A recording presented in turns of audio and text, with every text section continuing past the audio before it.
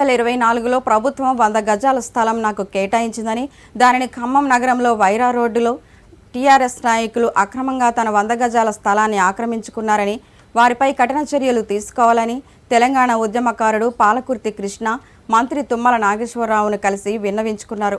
ఈ విషయంలో తుమ్మల నాగేశ్వరరావు సానుకూలంగా స్పందించారని వెల్లడించారు.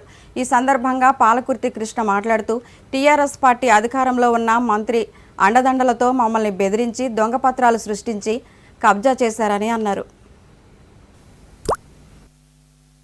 జ్యోతి అండి, 2004లో నాకు కన్జ్యూమర్ కోర్టు దగ్గర గవర్నమెంట్ నాకు 100 గజాల స్థలం ఇచ్చింది. దాన్ని జశ్వంత్ అనే వ్యక్తి ఒక స్టేర్ కట్టిన తర్వాత ఆ ప్లాట్ని కబ్జా మాకు న్యాయం జరగాలని మేము కోరుకుంటున్నాము. పాలకుర్తి కృష్ణ తెలంగాణ ఉద్యమకారుని. మేము తెలంగాణ రాష్ట్ర సాధన కోసం అనేక పోరాటాలు చేసాం. కేసీఆర్ గారి దగ్గర మేము ఉద్యమాలు జాయిన్ అవ్వడం జరిగింది. ఆ క్రమంలో 2004లో మాకు ఒక 100 గజాల స్థలాన్ని కన్జ్యూమర్ కోర్టు వైరా రోడ్డు ప్రాంతంలో 2004లో మాకు ఇవ్వడం జరిగింది.